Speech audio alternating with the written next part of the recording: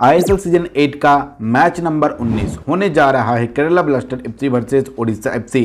शाम 7:30 बजे से तिलक मैदान स्टेडियम पर स्टार्ट हो जाएगा। आप अगर चाहते हो इस मैच को ऑनलाइन हॉटस्टार, यूटीवी और वन फुटबॉल पर देख सकते हो। इसके अलावा टीवी में आप अगर देखना चाहते हो तो आपको स्टार स्पोर्ट्स नेटवर्क फॉलो करना पड़ेगा। तो चलिए इस वीडियो में हम लोग इस मैच के प्रीव्यू कर लेते हैं। मैं आपको दोनों टीमों का क्या स्टेक्स है, दोनों टीमों का क्या लाइनअप हो सकता है, इसके अलावा कौन सा खिलाड़ी की साबित होगा दोनों के तरफ से, और विनिंग चांसेस भी प्रेडिक्ट करने की कोशिश करेंगे। बहुत सारी इंपॉर्टेंट चीज़ आलोचना होगा इस मैच से रिलेटेड, तो आपको अगर जानना है तो इस वीडियो को अंत तक जरूर देखते रहना। तो इस मैच पे एक तरफ है केरला ब्लास्टर एफसी, दूसरी तरफ ओडिशा एफसी। दोनों टीमों में से सिर्फ हमें एक चीज कॉमन दिख रहा है, लास्ट सीजन का परफॉर्मेंस। दोनों का ही बहुत ही खराब परफॉर्मेंस था। केरला ब्लास्टर एफसी 10वें पोजीशन पर था और 11वें पोजीशन पर था ओडिशा एफसी, यानी कि एकदम बॉटम पर।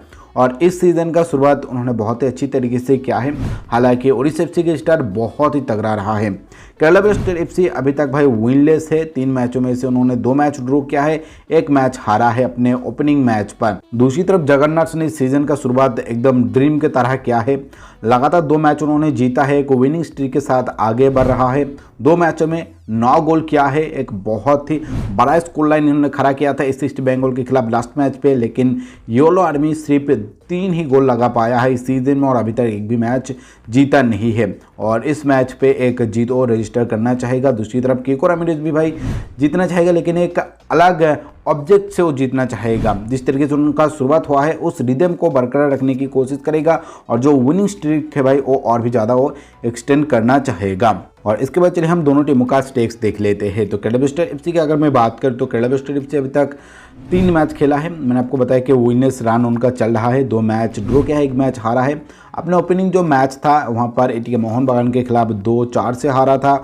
उसके बाद नेक्स्ट जो मैच हुआ है नॉर्थ यूनाइटेड एफसी के साथ, वहाँ पर एक गोललेस ड्रॉ देखने को मिला था। और उसके बाद बेंगलुरु एफसी के खिलाफ 1-1 स्कोर लाइन पर एक ड्रॉ हुआ था। और यहाँ पर आप लोग देख सकते हो कि केरला ब्लास्टर एफसी 2 ही मैच जीत सकता था अपने लास्ट 2 मैच जो ड्रॉ हुआ है, लेकिन अपने पुअर फिनिशिंग के चलते भाई उनको जीत नहीं मिला है। बहुत सारा उन्होंने चांस क्रिएट किया था, लेकिन अनकैरेक्टरिस्टिक डिस्प्ले के चलते भाई उनको हार स्वीकार करना पड़ा है बेंगलुरु एफसी के खिलाफ। तो यहाँ पर चांस तो इनके पास भाई बन रहा है, लेकिन सिर्फ फिनिश नहीं हो रहा है। तो यहीं पर ही ज़्यादा से ज़्यादा अब केरला ब्लास्टर एफसी को ध्यान देना पड़ेगा और भी ज़्यादा इम्प्रूवमेंट दिखाना पड़ेगा, ताकि जो प्रॉब्लम उनके फिनिशिंग में चल रहा है वो बहुत जल्दी ठीक हो जाए, सॉल्ट आउट हो जाए।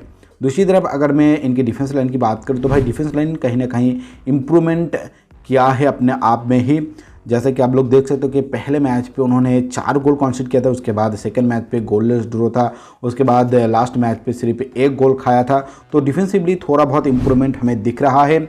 और ओडिशा एफसी बहुत ही स्ट्रॉन्ग अटैकिंग साइड अपना दिखाया है लास्ट 2 मैच पे, लेकिन डिफेंसिवली उतना ज़्यादा खास कुछ नज़र नहीं आया है। तो केरला ब्लास्टर एफसी के पास ऐसा खिलाड़ी मौजूद है जो इस डिफेंस लाइन को भाई भेद कर सकता है, जैसे कि अल्वारो वास्कुज, एड्रियन लूना, उसके बाद जॉर्ज दयाज, चिंसो गेल्सन। ये सभी खिलाड़ी के ऊपर भाई बहुत ही ज़्यादा दरमदार रहेगा, ताकि जो नरम एक बैकलाइन है ओडिशा एफसी का उसको एक्सपोज करे और इस मैच पे एक जीत हासिल करे जगन्नाथ के खिलाफ। और इसके बाद चलिए ओडिशा एफसी के स्टेक्स को देख लेते हैं। तो ओडिशा एफसी लास्ट सीजन 11वें पोजीशन पर अपना सीजन को ख़त्म किया था, पॉइंट टेबल के एकदम बॉटम पर मौजूद था। लेकिन इस सीजन का शुरुआत बहुत ही उम्दा तरीके से हुआ है।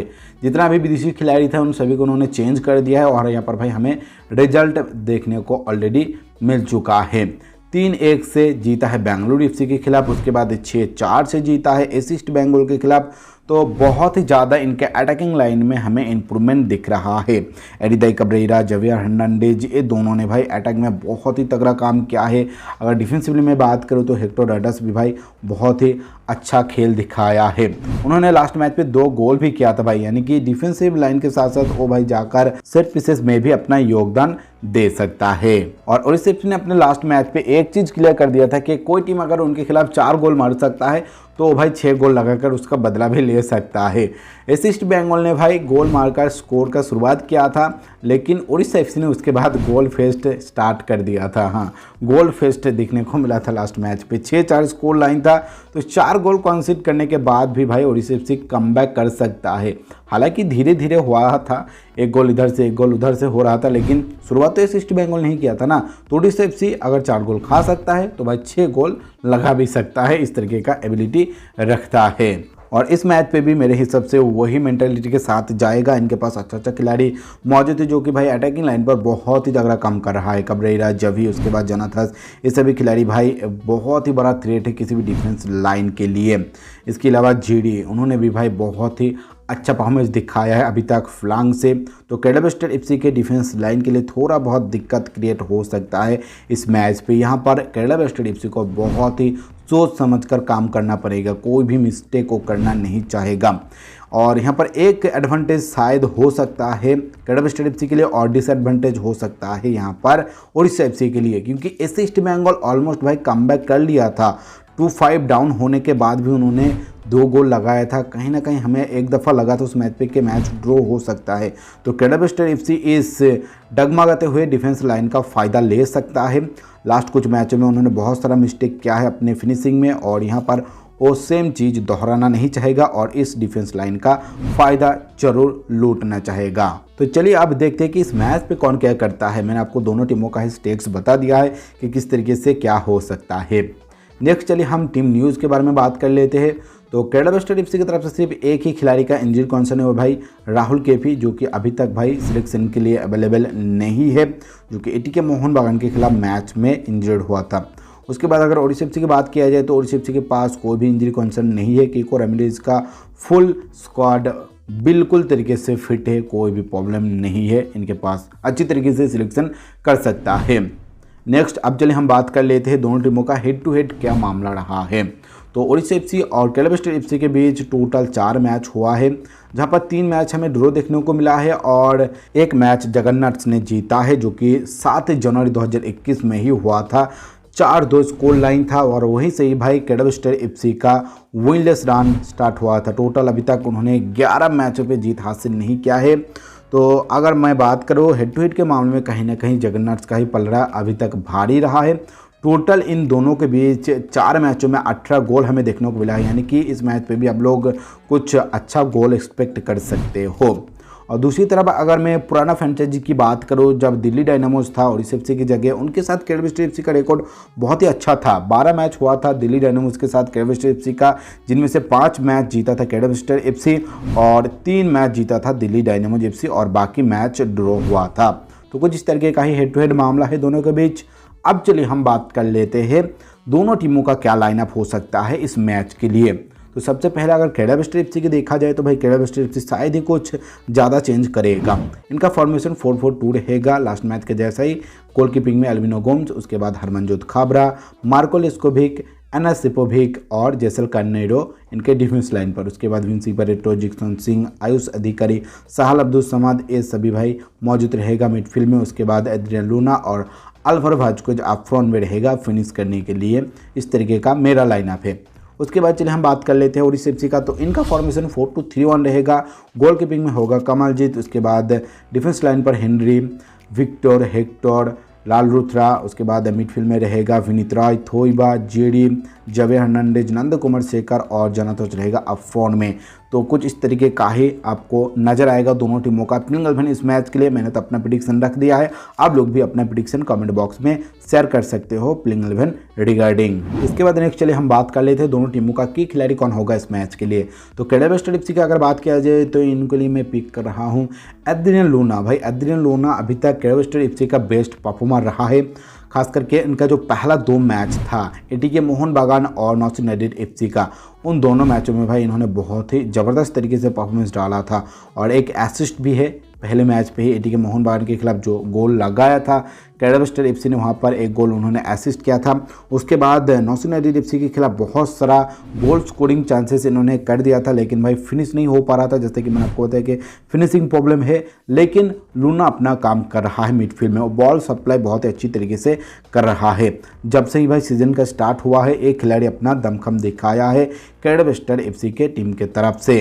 अब चलिए हम बात कर लेते हैं ओडिशा एफसी के बारे में। तो ओडिशा एफसी के तरफ से भाई पिक करना बहुत ही क्रिटिकल है, क्योंकि बहुत सारे के खिलाड़ी हमें नज़र आ रहे हैं, लेकिन फिर भी मैं यहाँ पर प्रिडिक्ट कर रहा हूँ जवे हर्नांडेज को। जवे हर्नांडेज लास्ट 2 मैचों में भाई कमाल का परफॉर्मेंस डाल दिया है। पहले मैच पे 2 गोल लगाया था, असिस्ट किया था। लास्ट मैच में उन्होंने असिस्ट किया और ओलंपिक गोल लगाया है और बहुत ही तगड़ा इनका अटैकिंग लाइन है। कहीं ना कहीं एटीके मोहन बागान उनको रिलीज़ करके अभी भाई रिग्रेट कर रहा होगा, क्योंकि उन्होंने जिस तरीके से काम किया है भाई वो बहुत ही काबिल तारीफ़ है। टोटल 3 गोल इन्होंने लगा दिया है 2 मैचों में और टॉप स्कोरिंग पर अभी वो खड़ा है। गोल्डन बूट के रेस में अभी भी वो जुड़ा है और इस खिलाड़ी को मार्क करना, इस खिलाड़ी को रोकना केरला ब्लास्टर एफसी के लिए एक बहुत ही बड़ा टास्क रहने वाला है। तो ये रहा दोनों टीमों की तरफ से मेरा की खिलाड़ी।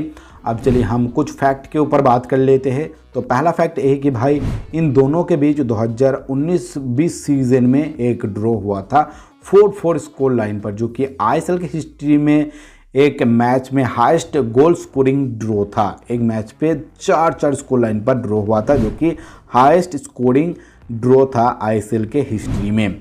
उसके बाद नेक्स्ट फैक्ट ये कि भाई केरला ब्लास्टर एफसी आईएसएल का मैच अभी तक जीता नहीं है 2021 के 20 जनवरी से, जब उन्होंने लास्ट टाइम जीता था 2-1 से बेंगलुरु एफसी के खिलाफ। उसके बाद से ही उन्होंने अभी तक एक भी मैच पे जीता नहीं है। टोटल 11 मैच अभी वो विनलेस है, तो एक जीत उनके लिए बहुत ही महत्वपूर्ण रहेगा इस मैच पे।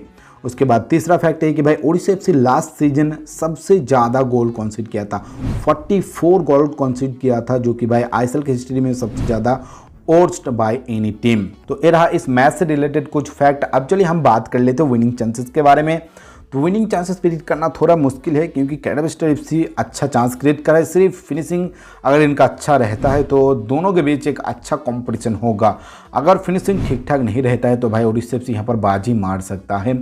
और मेरे हिसाब से ओडिशा एफसी का चांस ज़्यादा रहेगा। अगर लास्ट कुछ परफॉर्मेंस देखा जाए तो ओडिशा एफसी कहीं ना कहीं अटैकिंगली बेहतर है, डिफेंसिवली खराब है, लेकिन वो भाई जितना गोल कंसीड करता है उसका ऊपर गोल वो मार भी देता है। तो ओडिशा एफसी का जीतने का चांस रहेगा 60% और केरला ब्लास्टर एफसी का जीतने का चांस रहेगा 40%। आप लोग इसके ऊपर भी अपना क्या राय रखते हो कमेंट बॉक्स में जरूर शेयर करना। फिलहाल के लिए वीडियो कहीं पर एंड कर रहा हूँ। आपको बहुत बहुत शुक्रिया टाइम निकल के इस वीडियो को देखने के लिए। अगर आपको वीडियो अच्छा लगे तो लाइक जरूर कर दीजिए, अपने दोस्तों से इस वीडियो को ज़्यादा से ज़्यादा शेयर कर दीजिए, ताकि उनको भी इस तरह की इंपॉर्टेंट चीज़ों के बारे में पता चले। और आपने अभी तक चैनल को सब्सक्राइब नहीं किया है तो चैनल को सब्सक्राइब करने के बाद ऑल नोटिफिकेशन ऑन कर दीजिए, ताकि आपको फटाफट नोटिफिकेशन मिल जाए जब भी मैं वीडियो अपलोड करूँ।